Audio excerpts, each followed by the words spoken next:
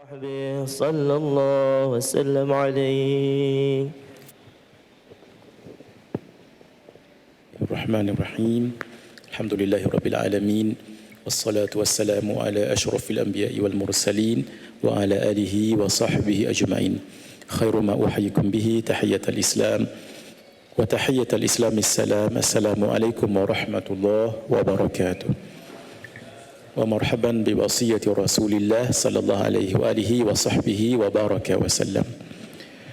Mari kita lihat pada muka surat yang pertama dalam cetakan Rumi yang Jawi, saya tak pasti kita memahami bahasa hati muallif Syekh Abdul Samad Al-Falimbani ketika menulis kitab yang sangat barakah ini. Naam, bismillahirrahmanirrahim.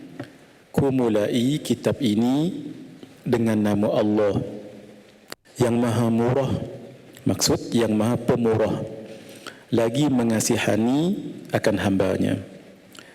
Ini kalau kita mengaji ilmu ma'ani, ilmu penulisan, dia ada 8 takdir dekat sini. Kalau kita bercakap di hadapan orang, ku mulai dengan nama Allah yang maha pemurah lagi maha penyayang, apapun terjemahannya, itu belum jelas lagi. Ku mulai, aku mulai apa? Dia ada takdir, dia ada 8 takdir. Tapi kerana kita mengaji singkat, saya tak dapatlah nak sebut mana-mana. Itu cukup. Ku mulai kitab ini dengan nama Allah yang maha pemurah lagi maha mengasihani. Itu terjemahan yang biasa. Sebab kita sudah sebut tadi, Syekh Abdul Samad Al-Falimbani, tujuan beliau mengajar kitab, menulis kitab ini dan menterjemah kitab ini untuk diamal, bukan untuk dibahas secara ilmiah. Kalaulah beliau nak bahas Bismillahirrahmanirrahim ini, saya yakin boleh jadi satu kitab. Sebab rahsia Bismillahirrahmanirrahim ini dalam kitab-kitab yang lain sangat panjang sekali, sehingga sebahagian ulama mengatakan, antaranya Syekh Muhammad Nawawi Ibn Umar Al-Bintani dalam 2 kitab beliau, satu kitab Tafsir Marahul Labid, yang kedua syarah kepada Bidayatul Hidayah, beliau pun yang buat syarah juga, Syekh Muhammad Nawawi Ibn Umar Al-Bintani. Nama syarah beliau Maraqil Ubudiyah, beliau pun buat syarah juga. Bermaksud kitab Bidayatul Hidayah, Syekh Abdul Samad Al-Falimbani buat syarah. Syarah tu namanya Hidayatus Salikin. Syekh Muhammad Nawawi Al-Bintani buat juga syarah ini dalam bahasa Arab, Maraqil Ubudiyah. Dalam 2 kitab ini tadi beliau sebut faedah. Ulama mengatakan bahawa seluruh rahsia yang ada di dalam 4 kutub ataupun 3, kitab Zabur, Taurat, Injil, juga suhuf-suhuf yang lain tu, semuanya ada di dalam Al-Quran. Dan rahsia Al-Quran 6,236 ayat, satu qil pendapat. Qil yang lain 6,666 ayat. Semua Al-Quran itu rahsianya ada di dalam satu surah, namanya Suratul Fatihah. Suratul Fatihah itu rahsianya ada di dalam Bismillahirrahmanirrahim ini. Bismillahirrahmanirrahim itu rahsianya ada dalam huruf ba. Sebab itu para ulama sufi mengatakan ba itu huruf jar, min, ila, wa an, wa ala, wa fi, wa rubba, wa ba, wa kaf, wa lam. Ba itu kalau ditambah disambung dengan ya, bi keranaku, kana ma kana, wa bi yakunu ma yakunu, itu lengkap. Keranaku kata Allah, yang telah berlaku telah berlaku.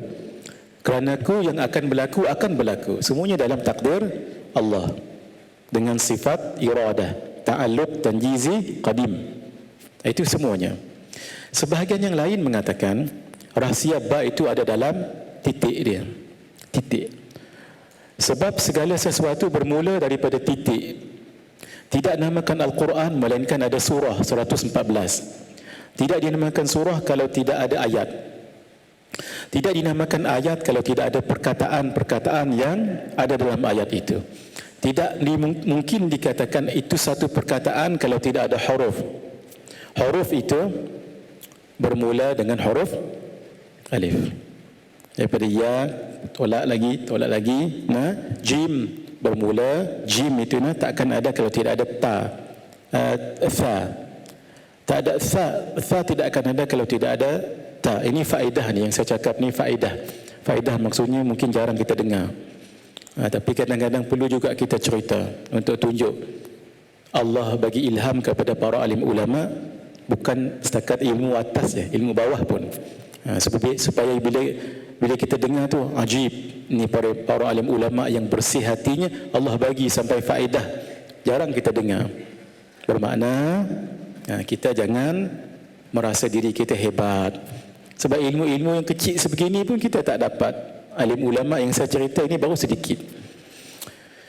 Maka semua huruf hijaiyah itu bermula dengan alif, dan alif itu bermula dengan titik. Buktinya kalau kita tulis alif, ambil pen, kita tekan, kita tarik, itu namanya alif.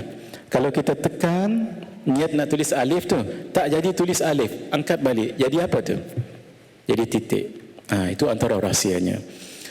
Guru kita Syekh Ahmad Fahmi Zamzam Al-Banjari An-Nadiwi Al-Maliki, beliau pernah sebut, ada ulama di Yaman, huruf ba ni, ba yang ada pada bismillah, boleh ditafsir 4 hari 4 malam. Ini bukan cakap kosong. Bismillahirrahmanirrahim, 4 hari 4 malam. Memang ada ilmu tu. Nak tunjuknya Masya Allah. Itu lautan ilmu para alim ulama. Jadi inilah rahsia-rahsia yang kalau kita nak menggalinya ada. Cuma orang-orang sebegini selalunya khumul, tidak mahu menunjuk. Sebab rahsia-rahsia sebegini Allah akan kekalkan pada orang yang tawadhu. Jadi bismillahirrahmanirrahim, ada 8 takdir. Takdir yang terbaik dengan nama Allah yang Maha Pemurah lagi Maha Penyayang. Aku mulai penulisan ini. Ini panjang sebenarnya, ni cerita ni panjang ni, ya. Jadi kita takdimkan dulu dengan nama Allah baru aku menulis. Ar-Rahman itu ada 5 huruf, raha, mim, alif, nun. Kalau Rahim 4, raha, ya, mim. Sehingga kaedah menyebut kathratul mabna tadullu ala kathratil makna. Banyaknya huruf Ar-Rahman itu menunjukkan luasnya makna. Sehingga Rahman, Allah pemurah. Pemurah pada orang Islam, orang bukan Islam.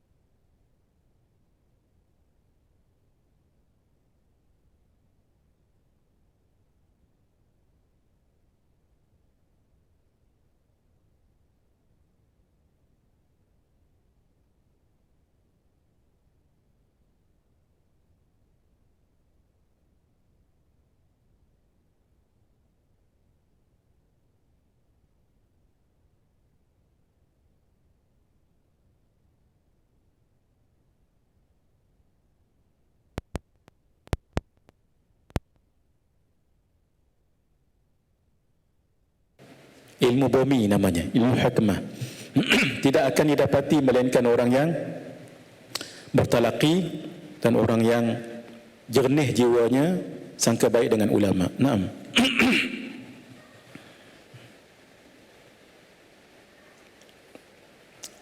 Fadhal Ustaz.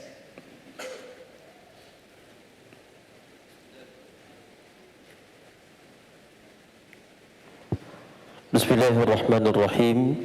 Alhamdulillahi rabbil alamin wassalatu wassalamu ala asyrafil anbiya'i wal mursalin wa ala alihi washabbihi ajma'in.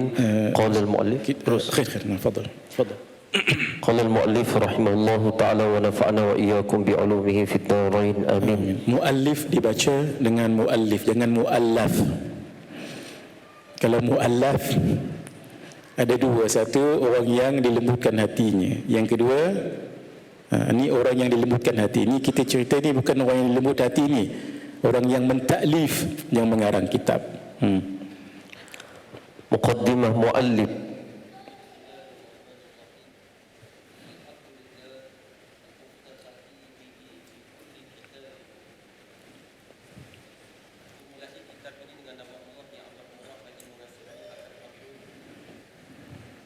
Alhamdulillahil muftatahi bihi fi kulli kitabin.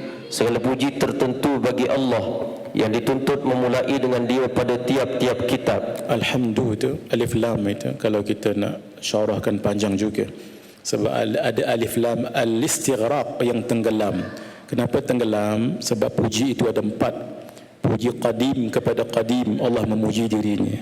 Puji qadim kepada hadis, Allah memuji makhluknya. Puji hadis kepada qadim, kita memuji Allah. Dan puji hadis kepada hadis, ada empat puji. Jadi empat ini seolah-olah tenggelam. Bila tenggelam, kalau tenggelam kan semua tenggelam. Jadi semua puji itu, walaupun yang paling ringkas, puji hadis kepada hadis, kita memuji seseorang. Itu hakikatnya kita memuji Allah. Bukti, contoh, seseorang yang baca Quran dengan sedap, lalu kita baca, bagusnya suara kamu. Itu puji yang keempat tu. Itu puji hadis makhluk kepada makhluk. Siapa yang bagi suaranya kalau tidak Allah? Jadi hakikatnya walaupun memuji makhluk tapi memuji Allah. Itu namanya alif lam al-istighraq. Yang kedua alif lam al-istihqaq. Istihqaq ini hak itu semua bagi Allah, yang puji-puji tadi itu. Dan ada lagi yang kita cukup itu dulu. Naam. Wassalatu wassalamu Nabiyyin al-madhkuri fil kitab. Dan rahmat Allah dan salamnya atas penghulu kita Muhammad. Rahmat Allah itu lawan laknat. Disebut rahmat di sini kerana terjemah bagi as-salah. Salat itu ada tiga makna merujuk daripada siapa?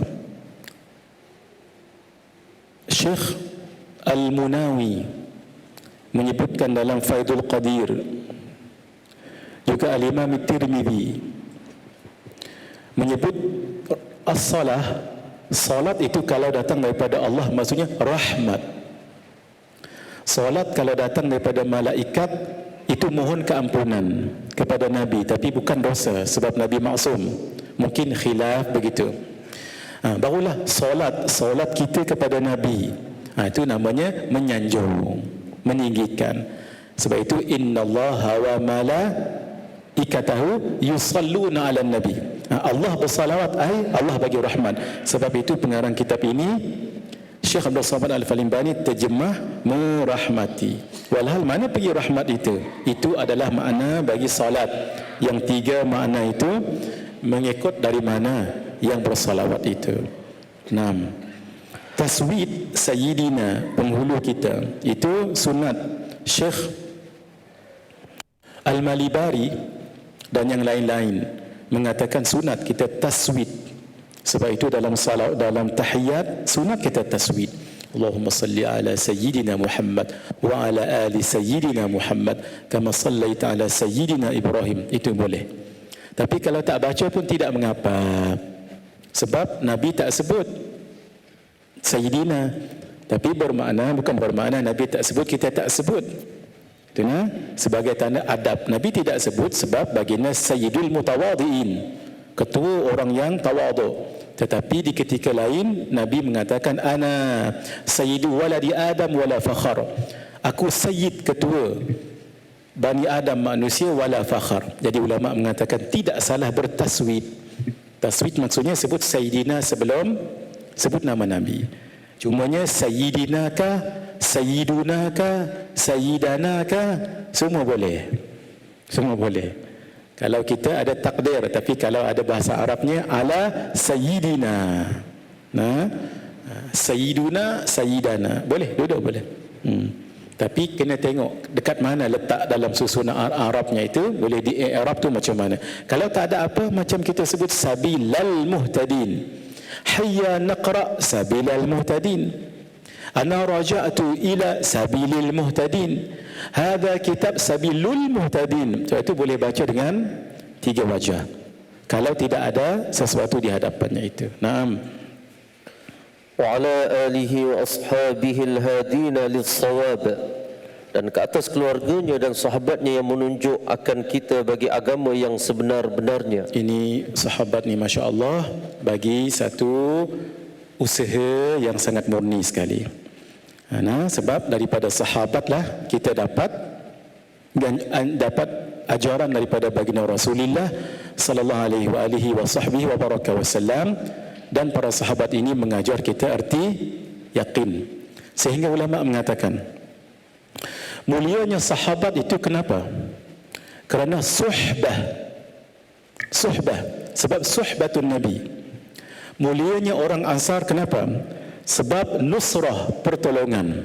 Sebab itu siapa yang bersuhbah dengan orang yang baik itu bagus. Kerana tabiat itu pencuri. Tabiat itu pencuri. Di dalam kitab Nasaihul Ibad karangan Syekh Muhammad Nawawi Ibn Umar Al-Bintani, beliau mengatakan tabiat itu pencuri. Sebab itu kalau orang itu berkawan dengan orang yang baik, tabiat akan curi perangai yang baik. Kalau dia berkawan dengan tidak baik, dia akan curi perangai tak baik. Ternyata sahabat, tabiat mereka itu mencuri tabiat Nabi. Kenapa? Suhbah itu penting. Sebab itu suhbah ini penting. Kalau kita berkawan dengan orang yang baik, insya-Allah kita jadi baik. Kalau tidak, paling kurang kita mencium bau yang tidak baik itu. Jadi sahabat itu sebab mereka bersuhbah dengan Nabi. Sehingga disebut oleh Syekh Abdul Fattah Abu Ghuddah, lam takun hunaka dirasatun yaqumuna biha, walakin kanat hunaka suhbatun yan'amuna biha. Para sahabat tidak pernah buat research, tapi para sahabat memang pernah mendapat nikmat bersahabat dengan Nabi. Dan nikmat sahabat ini, kalaulah ada di antara kita yang solat sepanjang umur hidupnya, kata beliau, takkan dapat lawan 2 rakaat sahabat solat di belakang Nabi. Lau anna ahadana salla tula umrahu ma lam yablugh rak'ataini yusallihima sahabiyyun wara'an Nabi sallallahu alaihi wasallam. Kalau sepanjang hidup kita solat di antara kita, sepanjang hidupnya solat, tak akan dapat lawan kenikmatan solat sahabat di belakang Nabi 2 rakaat. Kenapa? Sebab al-madadu fil mashhad. Al-madad fil mashhad. Kurniaan rohani Allah tu ada pada mashhad. Sebab mereka melihat Nabi. Para sahabat antara yang mereka suka adalah lihat Nabi. Ma ra'ayna manzaran a'jaba min wajhin Nabi sallallahu alaihi wasallam. Tidak pernah kami lihat pemandangan lebih indah daripada melihat wajah Nabi. Sebahagian yang lain mengatakan, ya Rasulullah, idza ra'aynaka raqqat min qulubina. Ya Rasulullah, kalau kami lihat Tuhan, terangkat akan kerohanian kami. Karena itu sekarang nak suhbah Nabi tak ada. Sahabat pun tak ada juga, tabi'in pun tak ada juga, tapi ada orang yang dekat dengan Nabi meneruskan risalah Nabi. Siapa? Wirathatun nubuwah. Wirathah an-nubuwah. Siapa? Al-ulama. Al-ulama warathatun nubuwah. Sebab itu kata guru kita Syekh Nuruddin, kalau kita ada sesuatu yang ada kaitan dengan Nabi walaupun sedikit, itu sudah menjadi kebanggaan. Contoh, di kalangan kita ada yang namanya Muhammad, kerana nama Nabi Muhammad. Itu satu kebanggaan. Adalah contoh, ada ayah di antara kita namanya Abdullah, pun nama Abdullah juga. Itu satu kebanggaan. Kalau kita pakai cincin, kita pakai cincin juga. Dalam Syama'il Nabi guna cincin dua cara. Satu sebelah kanan, jari kelingking. Dua sebelah kiri. Wa ja'ala fussahu tahtahu. Nabi jadikan ni terbalik gini. Kalaulah ini kita dapat ikut, itu seperti kita telah mengikut apa yang Nabi pernah buat. Itu satu kebanggaan. Walaupun dalam banyak masa Nabi pakai sebegini dan begini juga, tanda tawaduk. Itu maksudnya. Walaupun ada sekelumit apa daripada Nabi, ada pada kita satu kebanggaan. Nabi ada janggut, saya pun ada janggut, jangan kata tak ada.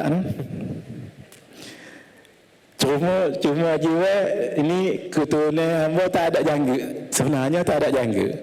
Ni lama jaga ni. Putus satu, demai 2 hari. Nabi berjanggut. Kita pun berjanggut. Itu satu kebanggaan. Lebih-lebih lagi bangga kalau kita amal sunnah baginda Rasulullah sallallahu alaihi wasallam. Lebih-lebih lagi, ini disebut oleh Al-Habib Zain bin Ibrahim bin Sumaid. Beliau kata, sunnah Nabi paling besar zaman sekarang berdakwah. Dan itu memang apa yang dibawa oleh Nabi dan Rasul, ani'budullah wajtanibut taghut. Ani'budullah, beribadah hanya pada Allah dan menjauhi taghut. Ini dakwah, ini tugas kenabian. Sebab itu kata beliau, antara hikmah dan faedah kurniaan Allah untuk orang yang berdakwah apa? Ilmu ladunni. Cuma ilmu ladunni jangan difaham salah. Tak payah belajar ilmu tu mai, itu tak betul. Belajar amai baru ilmu tunai, itu namanya ilmu ladun ni. Jadi orang yang berdakwah itu mengikut dan meneruskan apa yang Nabi buat. Jadi kita bangga, kata guru kita Syekh Muhammad Nuruddin Marbu Al-Banjari hafizahullahu wa ra'ahu wa hamahu, kalau kita ada sedikit ada persamaan dengan Nabi, itu boleh dibanggakan. وعلى التابعين لهم بإحسان إلى يوم المآب, dan atas yang mengikut bagi mereka itu dengan cara yang baik hingga hari kiamat. Tabi'in ini boleh juga merujuk tabi'in selepas sahabat ataupun tabi'in selepasnya. Macam kita pun tabi'in juga, tapi kita ni berapa kali tabi'in tak tahu. Sebab tabi'in tak lihat Nabi tapi lihat sahabat. Tabi'in tak lihat Nabi, tak lihat sahabat tapi lihat tabi'in. Sehingga ulama mengatakan 3 kurun ini itu punya kelebihan masing-masing. Sahabat itu kuat pegangan. Tabi'in itu kuat ilmu. Tabi'in itu kuat amalan. Sahabat tadi kuat pegangan i'tiqad. Tabi'in kuat ilmu. Cuba lihat zaman tabi'in, ilmu itu sangat flourish, sangat mekar, sangat menjadi ilmu hadis, ilmu tafsir dan lain. Dan zaman tabi'in kuat amal. Kita kuat apa kita ni? Jawab sendiri, nah. Naam. Wa ba'du fayaqulu al-faqiru ila Allah al-ghani Abdus Samad al-Jawi al-Falimbani khadimul fuqara'i fi Makkah al-Musharrafah. Adapun kemudian daripada itu itu namanya tabarruk. Wa ba'du, kemudian daripada itu, selepas apa? Selepas saya mengambil barakah dengan menyebut basmalah, bismillahirrahmanirrahim. Setelah saya mengambil barakah dengan memuji Allah, alhamdulillahirabbil alamin. Setelah saya bersalawat ke atas Nabi, wassalatu wassalamu ala. Setelah itu baru saya mulakan. Itu namanya wa ba'du, ay bertabarruk. Selepas bertabarruk dengan baca basmalah, pujian, salawat, salam kepada kepada ahlul bait, kepada sahabat, semua sekali, barulah aku katakan. Itu namanya tabarrukan. Itu sebab itu kita baca kitab Yawi lama, kita orang lama-lama ni penuh dengan kerohanian. Walaupun kadang-kadang tak faham kita pun, tapi nanti dia barakah, dia masya-Allah. Naam. Maka berkata fakir yang berkehendak kepada Tuhannya yang amat kaya. Ini bahasa tawaduk, fakir. Bukan fakir yang kita bagi asnaf zakat tu, bukan. Nah, kalau guru kita tulis, berkatalah al-faqir ilallah.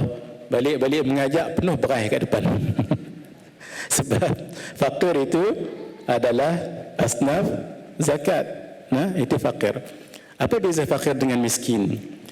Katalah satu keluarga itu cukup 10 ringgit untuk mereka survive satu hari. Lalu tuan keluarganya pulun,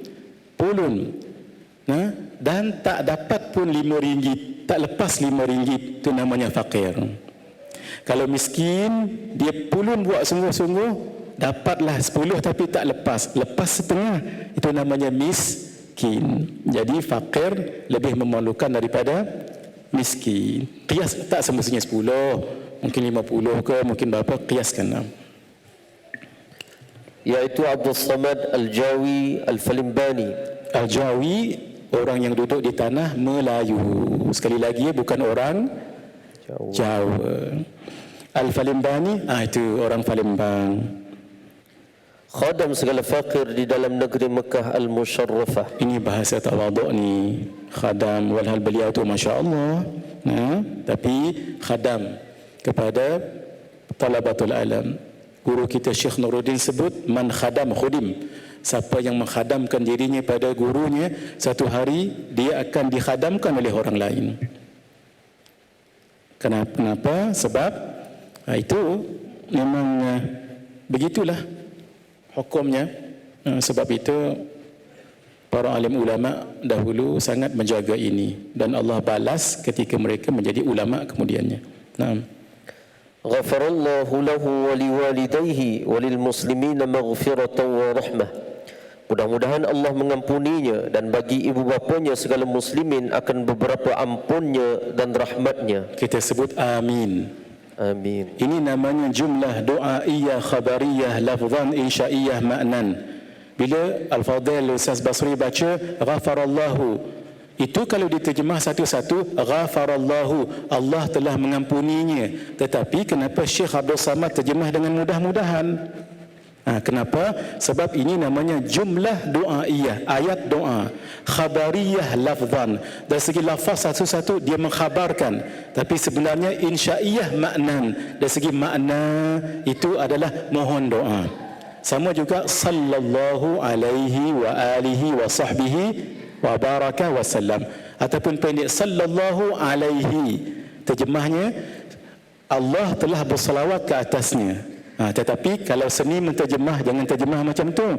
Sebab ayat ini ayat jumlah doaiyah, khabariyah, lafzan, insya'iyah, ma'nan. Kena diterjemah semoga Allah memberi rahmat ke atas Nabi. Sama juga kalau kita dengar nama orang saleh dah meninggal, rahimahullah, terjemahnya Allah telah merahmatinya, itu tak dapat pahala. Tapi kalau kita maksudkan dengan jumlah doaiyah, khabariyah, lafzan, insya'iyah, ma'nan, semoga Allah merahmatinya, terus dapat pahala. Itu sama juga dengan sallallahu alaihi wasallam. Kalau terjemah secara harfi, Allah telah bersalawat ke atas baginda, itu bukan tak ada pahala. Tapi kita maksudkan semoga Allah. Bila semoga Allah, kita mohon pada Allah. Itu sikit je tu. Ayat sama juga. Tapi sikit saja. Satu ni kalau kita faham begini tak dapat pahala. Kalau faham begini dapat pahala. Jadi kita maksudkan tadi apa? Jumlah doa, ayat doa. Naam. اعلم أيها الطالب لدار الآخرة أن كتاب بداية الهداية للإمام حجة الإسلام الغزالي رضي الله عنه جامع للتقوى المذكور في قوله تعالى وتزودوا فإن خير الزاد التقوى. Ketahui olehmu wahai saudara kami yang menuntut bagi negeri akhirat. Sebahagian ulama mentakdirkan begini, walaupun perkataan i'lam satu perkataan je, i'lam, ketahuilah, dia akan menatijahkan 3 lagi. I'lam, ketahuilah, 1, ketahuilah apa? Ilmun, tahu ilmu. Macam mana nak tahu ilmu? Ta'allumun, belajar. Macam mana nak belajar dengan tahqiq? Muallimun. Itu rahsia kitab baca-baca yang cara ibarah-ibarah yang sangat penuh dengan makna. I'lam, ketahuilah. Ketahui apa? Ilmu. Macam mana nak tahu ilmu? Mesti belajar. Innamal ilmu bitta'allum. Hanya saja ilmu itu didapati dengan jalan belajar untuk yang tahqiq. Kemudian belajar dengan siapa? Mesti belajar dengan guru.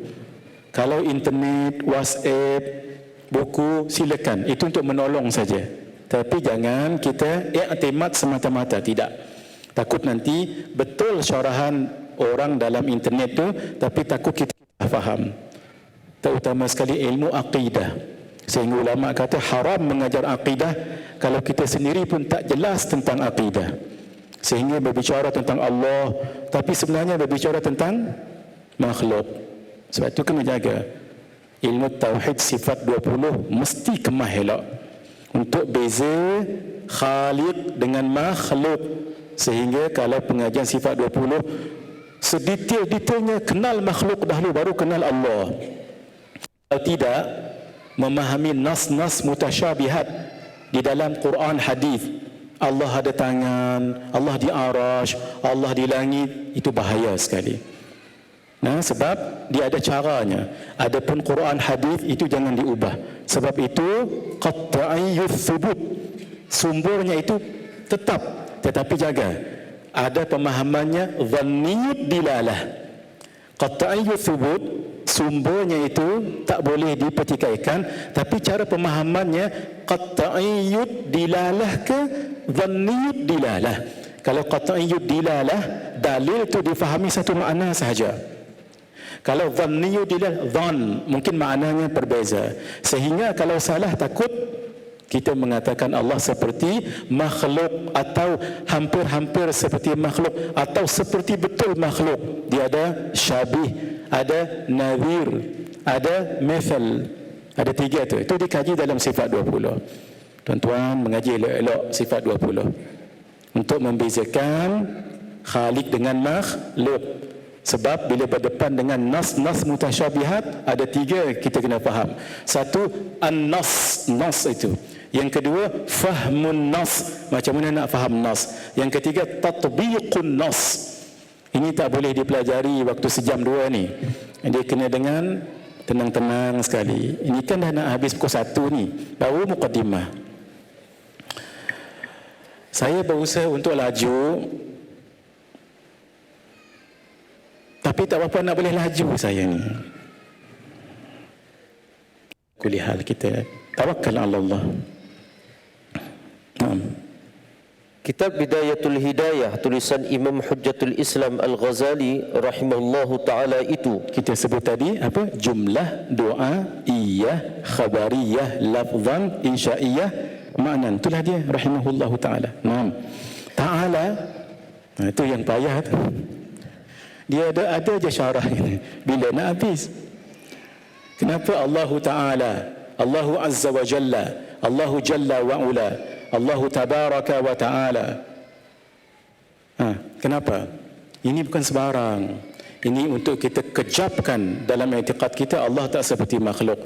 Sebab Ta'ala, Tabaraka, Jalla wa Ula, Azza, itu semuanya namanya fi'lut tanzih.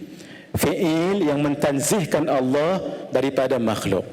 Untuk kita tahu, ada yang disebut satu syair ketika Sultan Salahuddin Al-Ayyubi menguasai bumi Baitul Maqdis. Ketika itu ada seorang syekh yang alim bernama Syekh Muhammad Hibbatullah Al-Barmaki. Beliau tulis satu syair. Syair itu tentang akidah. Akidah itu akidah tanzih. Ketika Sultan Salahuddin tengok, suka sekali. Sebab kalau baca syair ni, i'tiqad kita jadi kuat. Jangan samakan Allah dengan makhluk. Lalu beliau perintahkan semua negeri di bawah kekuasaan Syam Syria, Lebanon, Palestin, Jordan. Setiap pagi ini syair ini baca dekat manarah. Manarah ni menara. Cuma saya tak pasti waktu tu ada speaker ke, tak pasti saya nah. Tapi pagi-pagi yang hening tu dibaca syair itu. Antara yang masyhur dalam syair yang panjang, wasani'ul alami la yahwihi qutrun. Saya nak sebut tadi kenapa ada ta'ala azza wa jalla semua. وصانع العالم لا يحويه قطر تعالى الله عن تشبيه قد كان موجودا ولا ما كان وحكمه الآن على ما كان سبحانه جل عن المكان وعز عن تغير الزمان قد غلا وزاد في الغلو من خصه بجهة العلو وحصر الصانع في السماء والعرش فوق الماء وأثبت لذاته التحيز قد ضل ذو التشبيه فيما جوز. Lepas asal nanti kita terjemah nah? Saya tulis, saya terjemah nanti. Nak tunjuk Allah tidak bertempat, tidak berwaktu, tidak depan, tidak belakang. Jangan katakan Allah dalam alam, jangan katakan Allah di luar alam. Kemah elok sifat 20. Telah menghimpunkan bagi ilmu yang membawa kepada takut akan Allah yang disebutkan di dalam firman Allah Subhanahu wa taala, "Wa tazawwadu fa inna khairaz zadi taqwa." Dan ambil oleh kamu akan bekal akhirat, maka yang terlebih baik bekal itu iaitu takut akan Allah Subhanahu wa taala. Taqwa di sini diterjemahkan beliau dengan takut. Naam. Cuma sebahagian ulama mengatakan takwa itu sesuai dengan hurufnya. Taqwa itu takut. Qaf qanaah, merasa cukup apa yang ada. Waw wara tidak melakukan dosa besar, tidak mengekalkan dosa kecil. Ia itu walaupun dia tidak bertitik, itu yakin. Maka orang yang bertakwa, satu dia takut pada Allah. Kalau manusia takut dengan makhluk akan stay away. Tapi kalau takut dengan Allah akan to get closer, makin dekat. Itu rahsia takut tadi itu. Takut pada makhluk lari, menjauhi. Takut kepada Allah makin mendekat. Sebab itu orang yang bertakwa semakin dekat pada Allah. Qaf qanaah, waw wara ya yaqin. Tarif takwa itu pelbagai. Pernah Sayyidina Ubay ibn Ka'ab berjalan, lalu bertemu dengan Sayyidina Umar. Sayyidina Umar tanya soalan dengan beliau. Sebab itu Sayyidina Umar suka bertanya beliau sebab beliau alim. Pernah beliau tanya, "Ya Ubay, mat taqwa?" Wahai Ubay, apa itu takwa? Takwa yang kita bicarakan sekarang. Sayyidina Ubay orang yang sangat mendalam ilmunya. "Ya Amirul Mukminin, ama salakta tariqan alaihi ashwaq?" Wahai Amirul Mukminin, Sayyidina Umar orang pertama yang menggunakan perkataan Amirul Mukminin. Apakah tuan pernah berjalan di satu jalan? Naam. Ya. Fama fa'alta idzan? Apa yang tuan buat? Kata Sayyidina Umar, "Ishtahadtu washammartu." Aku jalan berhati-hati dan aku akan angkat jubahku. Lalu kata Ubay, "Hakadha taqwa." Itulah takwa. Maksud menjalani kehidupan ini berhati-hati, jangan sampai terpijak duri maksiat, dosa dan kesalahan. Jadi berjalan dengan bersungguh-sungguh. 6. Tapi yang paling komprehensif adalah daripada Sayyidina Ali radhiyallahu taala anhu wa karramallahu wajhah. Sebahagian mengatakan boleh sebut Sayyidina Ali dengan alaihi salam. Itu atas qaul qil, tidak masyhur. Kenapa? Sayyidina Ali dapat pangkat taraddi radhiyallahu anhu, taraddi. Setiap kali kita sebut sahabat sunat taraddi radhiyallahu anhu. Apa maknanya tadi? Maknanya sama tadi, jumlah doaiyah tu. Dan boleh disebut karramallahu wajhah. Kerana Allah muliakan wajahnya, tidak pernah menyembah berhala. Sebahagian ulama mengatakan boleh juga kalau nak sebut alaihi salam, tapi atas qaul yang sedikit bukan banyak. Kenapa? Sayyidina Ali adalah ahlul bait. Bila ahlul bait, tidak mengapa kita sebut alaihi salam. Sebahagian pendapat mengatakan begitu. Sayyidina Ali bila ditanya tentang takwa, jawapan beliau lah yang kita guna pakai sekarang dan sangat komprehensif. Dua jawab beliau. Apa dia takwa? Al-imanu bit-tanzil wal khawfu minal jalil.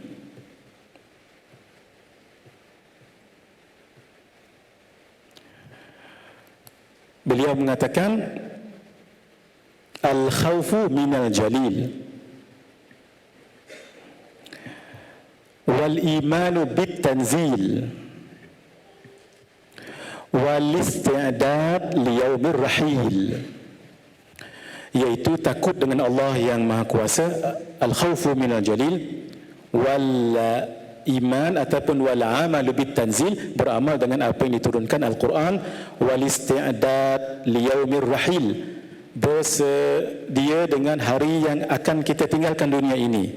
Yang keempat, wal qana'atu bil qalil, iaitu rasa cukup dengan yang sedikit.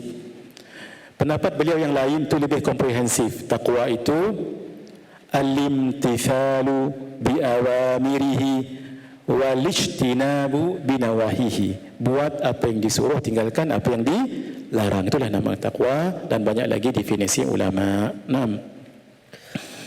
Fihi ilmun nafi'un fid dunya wal akhirah, fala budda likulli muslimin min ma'rifatihi. Dan dalam kitab ini terhimpun ilmu yang memberi manfaat di dunia dan di akhirat, maka dapat tiada bagi tiap-tiap orang Islam yang mukallaf mengenal akan ia.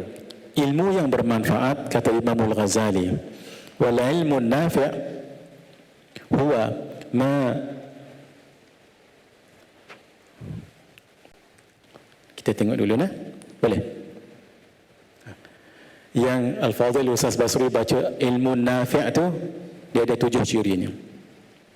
Wal ilmu nafi' huwa ma yazidu fi khawfika min Allah Ta'ala. Satu, ilmu yang bermanfaat ialah yang warna merah tu, apa yang menambahkan takutmu kepada Allah. Wa yazidu fi basiratika bi uyubi nafsika, yang menambahkan pada basirah. Basirah ni penglihatan batin, penglihatan zahir namanya basar. Hati kita ni ada juga mata. Mata tu namanya basirah. Sekejap lagi saya akan tunjuk apa maksud tu. Dan dia tahu keaiban dirinya.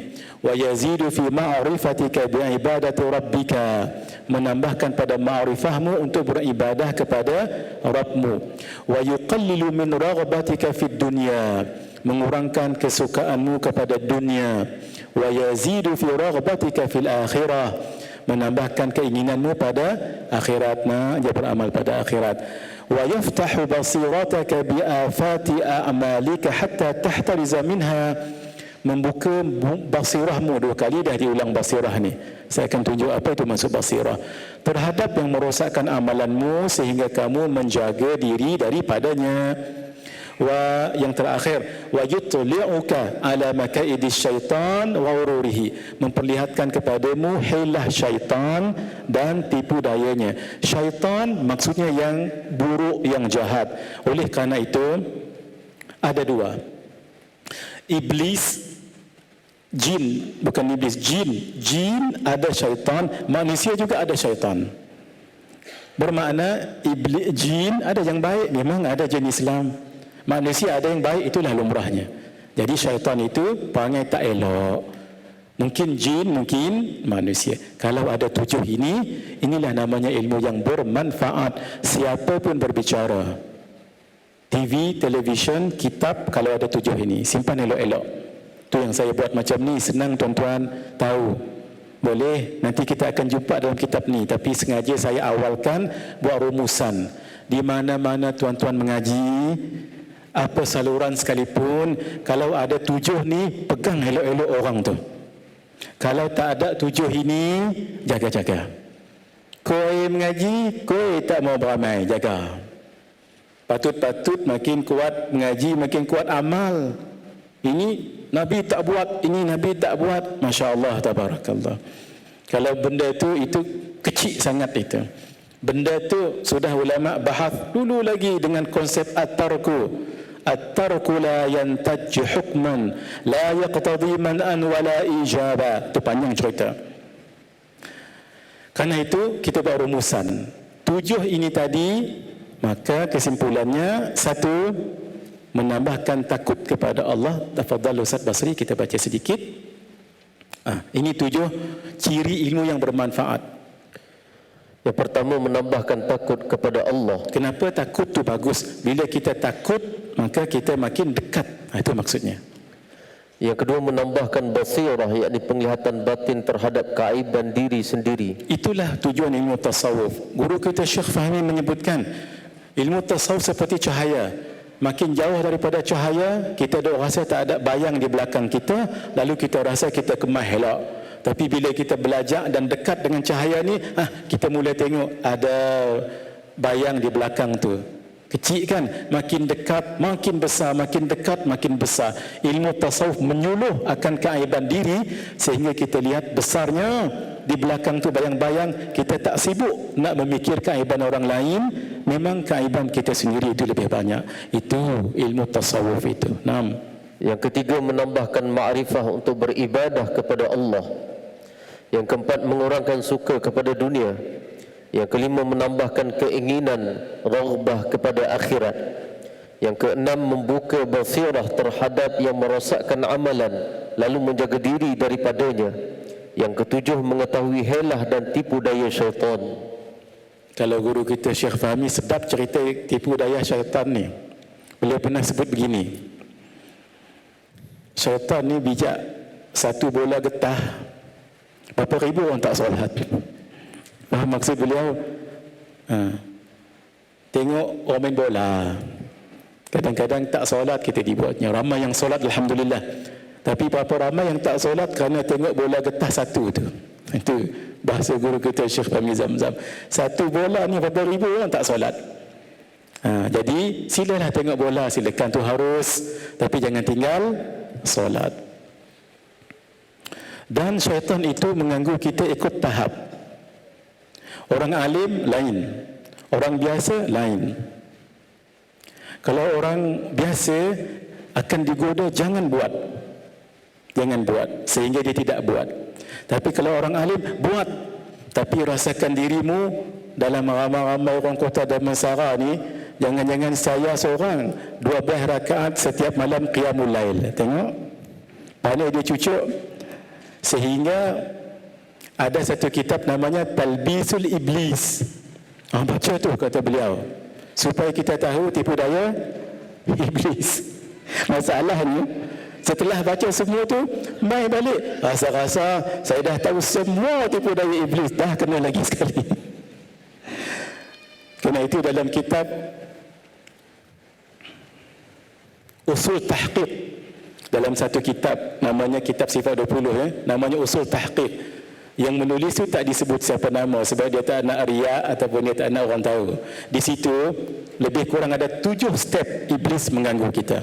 Bacalah itu supaya tuan-tuan tahu. Lepas dia ganggu lagi. Itulah dia. Tadi kita 2 kali sebut perkataan basirah. Mari kita lihat apa itu basirah.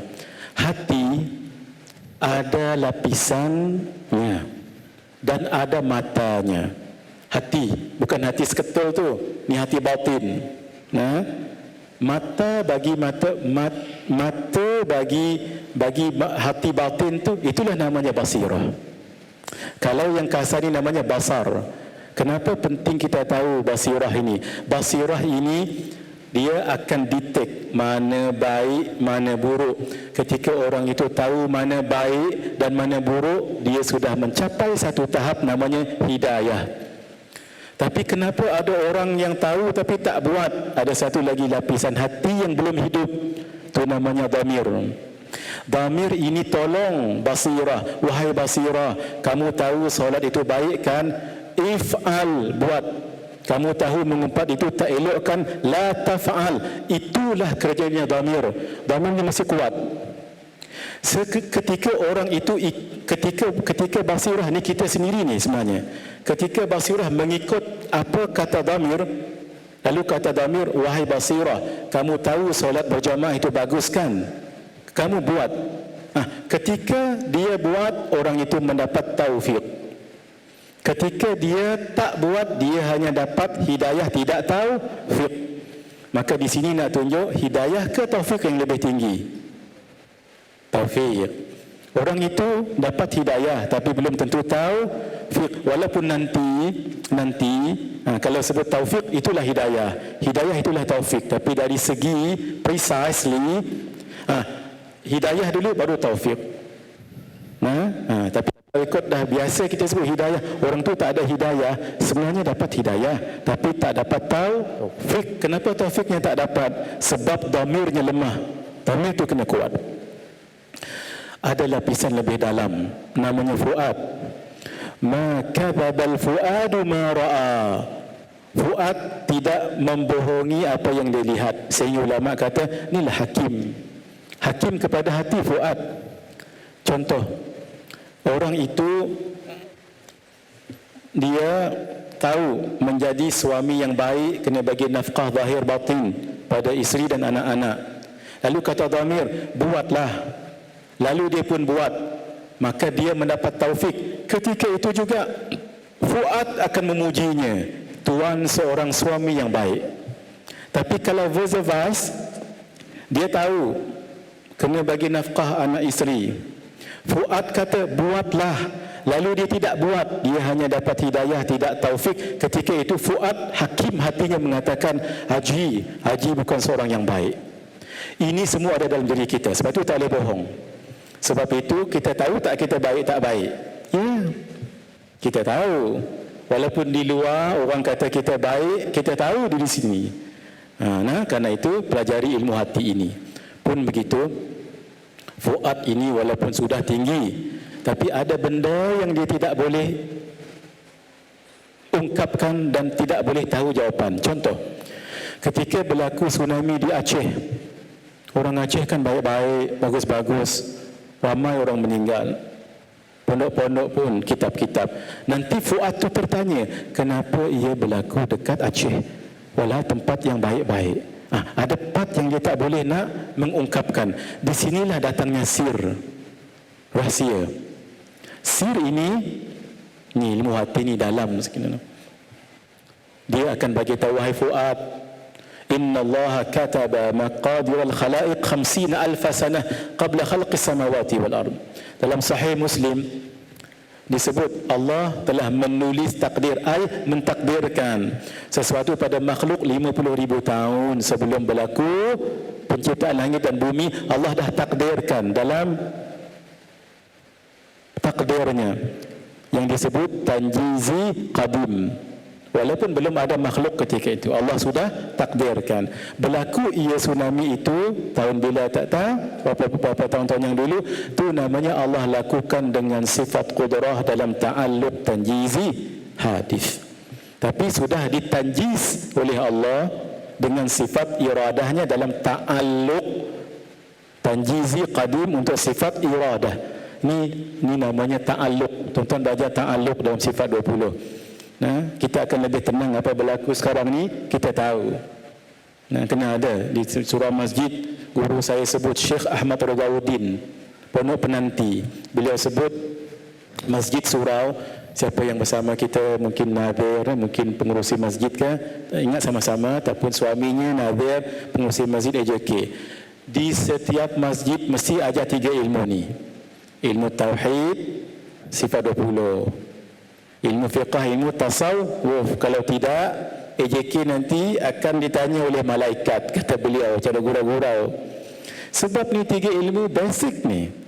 Yang parenting, yang baca Quran, yang whatever, ya silakan. Tapi mesti selepas 3 ilmu ini. Ini tuan-tuan saya dah sampaikan ni. Saya dah sampaikan ni, Ustaz Basri semua ni. Supaya saya jangan memegang amanah tu lagi. Setiap surau masjid pastikan ada 3 guru yang mengajar mungkin tauhid, fiqh, tasawuf. Kalau ada guru tu dia mahir tiga-tiga tak apa. Yang penting 3 ni kena ajak, barulah yang lain-lain. Kalau tidak, tak selesai lagi. Sir itu mysterious, dia tahu benda yang misteri. Paling dalam, kalau Allah kurniakan pada seseorang, tu namanya latifah. Namanya latifah. Latifah ni saya pun tak berani nak cerita. Ini memang orang yang sudah Masya Allah hatinya. Ini hati para anbiya, para rasul. Ini Masya Allah. Nanti kalau ada masa kita akan bahaskan lebih panjang. Tapi sekarang kita tahu kenapa kita tahu benda tu salah tapi buat juga. Jawapannya dhamir kita lemah. Dhamir kita lemah. Dhamir tu kena kuat. Macam mana nak kuat? Dia ada zikir-zikirnya, ada caranya. Baik. Fadal. Ilmu yang memberi manfaat. Kita baca kitab dulu. فلذا أحببت أن أترجم مسائله مع زيادة مسائل نفيسة في هذا الكتاب بكلام الجاوي لينتفع به من لا معرفة له بكلام العرب. Maka kerana inilah kasih aku bahawa aku bahasakan akan beberapa masalahnya dalam kitab ini dengan bahasa Jawi, yakni Arab Melayu, serta aku tambah beberapa masalah yang baik-baik yang dapat tiada daripadanya, supaya mengambil manfaat dengan ia oleh orang yang tiada mengetahui bahasa Arab. Ini khidmat Syekh Abdul Samad Al-Falimbani. Mungkin ada yang tak faham bahasa Arab, jadi beliau terjemah plus beliau tambah lagi untuk syarahan. Itulah Masya Allah khidmat ulama kepada umat. وسميته بهداية السالكين في سلوك مسلك المتقين, dan aku namakan ia dengan hidayatus salikin fi suluki maslakil muttaqin. Maksudnya pedoman bagi orang yang berjalan pada perjalanan orang yang takut akan Allah Subhanahu wa taala. Itu manfaat. Kalau orang yang tak takut tak bermanfaat. Karena itu Tok Pulau Manis dalam kitab Al-Hikam beliau kata kita ini orang yang salik. Salik ni berjalan. Tapi orang yang salik kata beliau ada 2. Satu orang yang salik yang ta'ir, orang yang salik berjalan dan dia terbang. Dan satu lagi orang yang salik yang waqif, orang yang salik berjalan tetapi terhenti. Beza. Orang yang salik yang ta'ir, orang yang berpedoman dengan guru. Guru itu menuntunnya. Jangan baca kitab sahaja, tidak cukup. Dia mesti berguru. Dan guru itu mesti ahli. Itulah hikmah ketika Isra' Mi'raj. Kenapa Allah tidak naikkan Nabi sendiri sahaja? Kenapa harus dengan malaikat Jibril? Ini nak tunjukkan dalam perjalanan kepada Allah jangan seorang-seorang. Dia mesti dengan guru. Apabila orang itu berguru, maka gurunya ajar. Kalau diuji Allah dengan 3 ta, begini cara mengelaknya, begini cara mengelaknya. Ini zikirnya. Sehingga ada zikir namanya zikir darajat yang mengangkat darajat. Ada zikir namanya zikir hasanat yang memberikan pahala. Maka dia tahu silap belok. Sehingga bila ada obstacles, ada halangan. Ketika dia berjalan, ada halangan. Tetapi oleh kerana suhbah dan panduan guru, dia seperti naik. Nah sini kan. Ini halangan ni berjalan, dia seperti naik. Itu namanya orang yang salik. Kita salik berjalan, dia ta'ir. Ta'ir ni dia terbang. Bila dia terbang, walau apapun obstacles kat sini, dapat dia jalani. Tapi kalau orang tak ada guru, baca kitab bagus, tengok YouTube bagus, tapi tak nak mengaji. Orang begini kata Sayyidina Umar, orang yang man raqqa,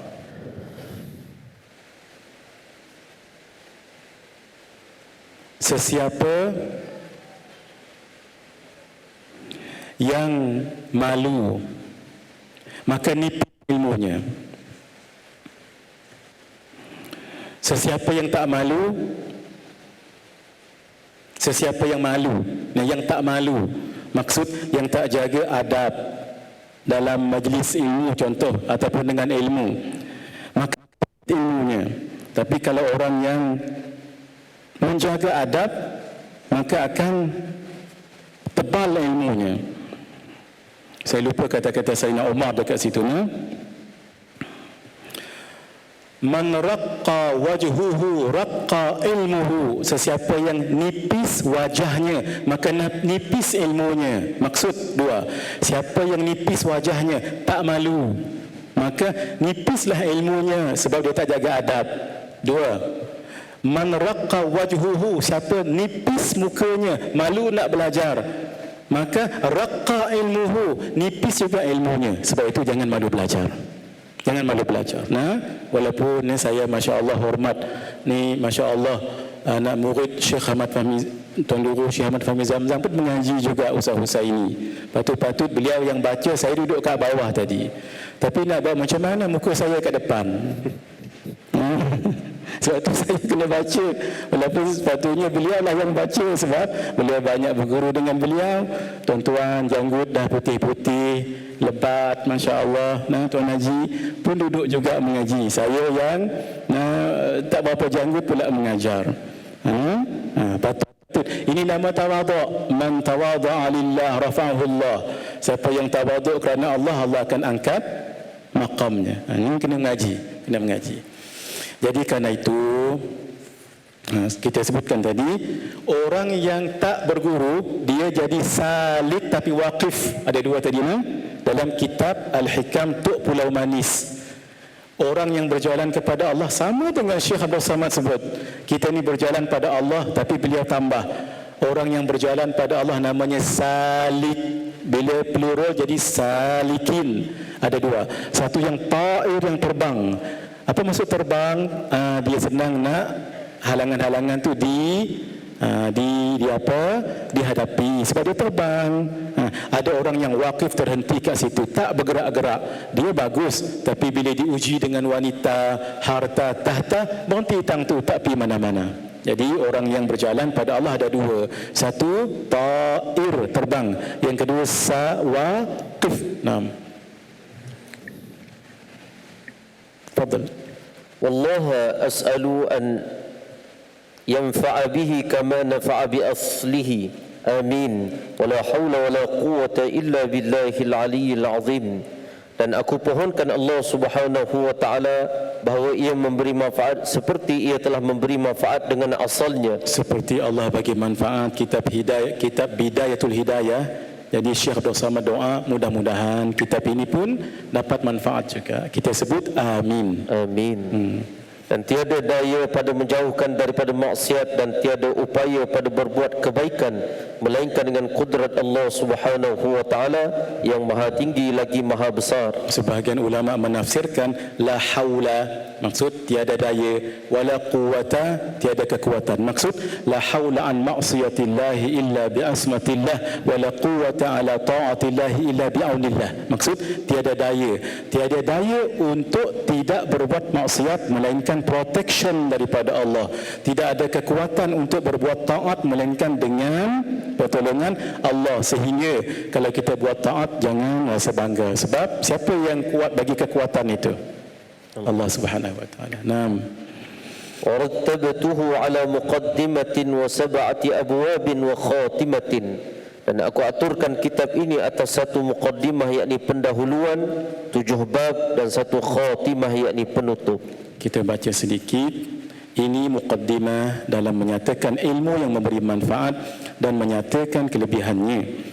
Berkata Imamul Ghazali rahimahullahu ta'ala dalam kitab Bidayatul Hidayah, sebenarnya saya dah baca tadi wal ilmun nafi' ma yazidu fi khawfika min Allah ta'ala wa yazidu fi basiratika bi uyubi nafsik wa yazidu fi ma'rifatika bi ibadati rabbika azza wa jalla wa yuqallilu min raghbatika fi dunya wa yazidu fi raghbatika fi al-akhirah wa yaftahu basirataka bi afati a'malika hatta tahtariza minha wa yutli'uka ala makaidi syaitan wa ghururihi. Dan ilmu yang memberi manfaat itu ialah barang yang menambah takutmu akan Allah Subhanahu wa taala, menambah pula dalam penglihatan hatimu dan kecelaan dirimu, menambah pula dalam pengenalanmu akan ibadah kepada Tuhanmu yang maha mulia dan yang maha tinggi, mengurangkan akan gemarmu kepada dunia, menambah gemarmu kepada akhirat, membukakan mata hatimu dengan yang membinasakan akan amalmu hingga engkau memelihara diri daripadanya, dan memperlihatkan engkau atas tipu syaitan dan perdayanya. Itu tidak akan mungkin tahu kalau mata batinnya tidak terbuka. Mata batin itu namanya basirah, mata kasar itu namanya basar. Jadi kita nak bicara bab basirah. Kata Imam Al-Ghazali rahimahullahu ta'ala, wa hadzal fannu min al-ilmi an-nafi', dan fan yakni pelajaran ini termasuk daripada ilmu yang memberi manfaat. Ilmu yang tersebut di dalam kitab Bidayatul Hidayah ini ialah ilmu yang memberi manfaat seperti yang hamba sebutkan dalam kitab ini. Boleh lihat dekat slide kita ini ada 5 kitab. Itu semuanya ilmu yang memberi manfaat. Demikian lagi, ilmu yang memberi manfaat itu disebut dalam kitab Minhajul Abidin karangan Imam Al-Ghazali rahimahullahu ta'ala. Ada satu kitab namanya Minhajut Talibin, itu kitab fiqah karangan Al-Imam An-Nawawi, tadi kita sudah bicarakan. Kitab Ihya Ulumuddin, kitab Al-Arba'in fi Usuluddin, dan kitab Mukhtasar Ihya Ulumuddin. Diikhtisarkan, diringkaskan oleh Imam Al-Ghazali sendiri. Dapatkan kitab tu. Sehingga guru kita katakan siapa yang baca Mukhtasar Ihya Ulumuddin itu seumpama dia membaca seluruh Ihya. Untuk kita yang kurang himmah, bacalah yang itu dulu. Dah diterjemahkan. Antaranya yang menterjemahkan adalah guru kami Al-Habib Ahmad Ibn Sumaid. Itu yang buku Bimbingan Mukminin. Antara yang terbaik itu terbitan Pustaka Nasional Singapura. Saya juga baca kitab itu. Tuan-tuan baca kitab itu. Sebab kitab Ihya ini tebal, ya Allah. Takut tak sampai usia nanti. Bacalah ikhtisar itu, paling kurang kita tahu. Ilmu tasawuf itu ialah ilmu yang memberi manfaat di dunia dan di akhirat. Kerana itulah kata Syekh Abdul Wahab Asy-Sya'rani rahimahullahu ta'ala di dalam kitab Al-Yawaqit wal Jawahir, ia naqal daripada Imam Al-Ghazali rahimahullahu ta'ala di dalam Ihya Ulumuddin, dan ia naqal daripada setengah Al-Arifin. Ini menunjukkan amanahnya. Amanah, ambil, jangan dakwa itu ilmu kita. Al-Imam Al-Qurtubi Al-Andalusi bila menyebutkan min barakatil ilmi isnadul qaul ila qailihi, termasuk keberkatan ilmu, kita quote di mana ilmu tu, bagi tahu di mana kita ambil. Sehingga Al-Imam Jalaluddin As-Suyuti, beliau banyak karangan, beliau kata bukan suatu keaiban kalau kita rujuk di mana kita ambil pada kitab yang kita ambil, walaupun mungkin penuh kitab kita itu dengan saya ambil daripada sini, refer to, rujuk kepada, itu bukan satu keaiban, memang betul. Sebab zaman sekarang ini kita cuma al-jam'u wa tartib, kita kumpul dan susun saja. Ilmu tu semua ulama-ulama dahulu yang buat. Karena itu tidak ada yang dibanggakan. Maaf ya, saya juga menulis. Apa yang kita nak banggakan? Orang dahulu mana ada komputer? Kita ada redo, ada ando, ada redo. Buat sikit, aku berkata la ilaha illallah. Walhal ilmu ni ilmu orang dahulu. Jangan rasa segan. Di mana kita ambil rujuk, saya ambil daripada kitab ni, ambil kitab ini, itu menambahkan lagi amanah kita dalam menulis ilmu. Baik, kita azan pukul 1 kan, lebih elok kita berhenti sebelum pukul 1 supaya tuan-tuan dapat bersedia untuk solat. Kita lihat kat mana. InsyaAllah nanti lepas petang saya akan kongsikan satu amalan daripada Tuan Guru kita Syekh Ahmad Fahmi Zamzam Al-Banjari An-Najib Al-Maliki. Kalau kita ada hajat, kita bertafaul membaca ayatul kursi, tapi ada caranya nanti petang insyaAllah. Man lam yakun lahu nasibun min ilmi al-qawmi yukhafu alaihi su'ul khatimah. Maksudnya, sesiapa yang tiada baginya ilmu kaum ini, iaitu ilmu tasawuf, nescaya ditakuti atasnya su'ul khatimah, iaitu mati di dalam maksiat. Kita nak husnul khatimah. Doa, Allahumma khtim lana bi husnul khatimah wa la takhtim alaina bi su'ul khatimah, wajibkan. Tanpa kita letak saya nak mati dalam masjid saf yang pertama ketika pakai jubah putih, serban putih, tak perlu. minta saja husnul min tamamin ni'mah al-mautu ala al-husnul khatimah, kemuncak penutup kepada husnul khatimah, kepada nikmat meninggal husnul khatimah. Naam. Dan kata Syekh Abu Hasan Asy-Syazili rahimallahu taala, man lam yataghalghal fi hadhihi al-ulum, yani ulum as-sufiyyah, mata musirran 'ala al-kaba'iri wa huwa la ya'lam. Maksudnya, barang siapa tiada masuk lagi, tiada mahir di dalam ilmu ini, iaitu ilmu tasawuf, nescaya mati dia padahal dia mengekali atas beberapa dosa yang besar, padahal dia tiada mengetahui hal yang demikian itu. Dan kata Syekh Ibnu Abbad rahimallahu ta'ala dalam syarah hikam karangan Imam Ibnu Athaillah rahimallahu ta'ala, wa hadhihi al-ulum hiya allati yanbaghi lil insani an yastaghriqa fiha umurahu at-tawila wa la yaqna'u minha bikathirin wa la qalilin. Maksudnya, dan inilah iaitu ilmu tasawuf, segala ilmu yang sayugianya bagi manusia bahawa dikaramkannya di dalamnya akan umurnya yang lanjut pada menuntutnya. Maksudnya, banyak masa kita menuntut ilmu tasawuf pun tak apa. Dan jangan memadai daripadanya dengan banyak, apakan lagi kalau hanya dengan sedikit. Kalau dah belajar banyak pun jangan puas. Ini kan pula belajar sedikit. Naam. Saya ingat kita berhenti kat sini dulu supaya kita tidak berebut-rebut untuk kita solat. Nanti kita khatamkan dulu muqaddimah ini, baru terus kita masuk pada bab batin petang nanti. Jadi bab-bab taat yang zahir itu kita tak baca dah ya.